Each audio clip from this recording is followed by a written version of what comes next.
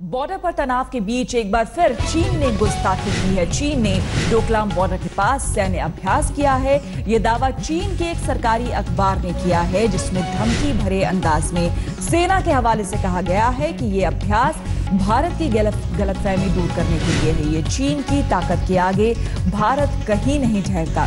इस अभ्यास में एडवांस 96B टैंक का इस्तेमाल किया गया है। पहली बार है जबकि चीन ने 5100 मीटर की ऊंचाई पर ड्रिल की है।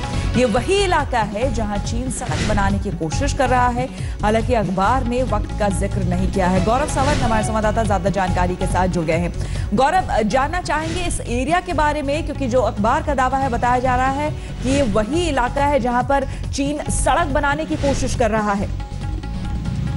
ये जो युद्ध अभ्यास की बात, सैन्य अभ्यास की बात चीन का अखबार कर रहा है, उसका ये दावा है कि जो सबसे आधुनिक टैंक है चीन की सेना में, टाइप 96B, ये 35 टन के हल्के टैंक है और उनका एक प्रशिक्षण, एक अभ्यास किया गया है।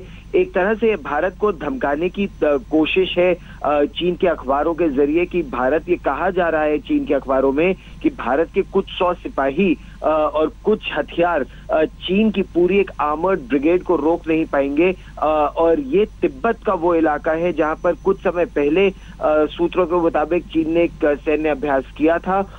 एक तरह से भारत को धमकाने की कोशिश है कि जो भारत ने भूटान की मदद की है सिक्किम क्षेत्र में, वो चीन इसे एक दुस्साहस के रूप में देख रहा है और ये कह रहा है कि इस दुस्साहस को रोकने की आवश्यकता है।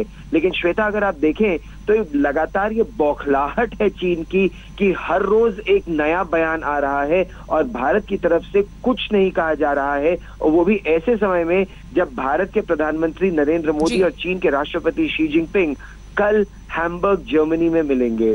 बिल्कुल, G20 समिट में वो मिलने वाले हैं। लेकिन उससे पहले गौरव, एक और बात आपसे जानना चाहेंगे।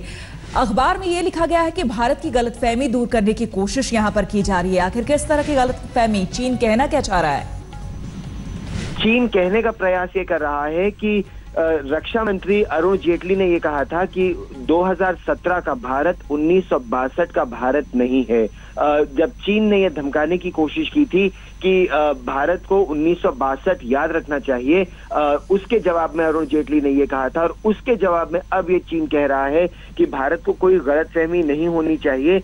इसमें दो राय नहीं कि चीन की सैन्य क्षमता भारत से कहीं अधिक है, लेकिन ये भी उतना ही सच है कि 1962 के बाद भारत ने चाहे अरुणाचल प्रदेश का इलाका हो, चाहे सिक्किम का इलाका हो, या पूर्वी लद्दाख का इलाका हो, बड़ी संख्या में सिपाहियों को और हथियारों को वहां तैनात किया है। लेकिन यहाँ एक बात और साफ करने की आवश्यकता है कि ऐसा नहीं है कि भारत या चीन दोनों में से कोई भी देश युद्ध चाहते हैं, क्योंकि युद्ध दोनों के पक्ष में नहीं होगा, दोनों को बहुत ज्यादा नुकसान होगा। इसीलिए इसे चीन की गीदड़ भपकी के रूप में ही देखा जा रहा है। जी, बहुत बहुत शुक्रिया गौरव आपका तमाम जानकारी के लिए।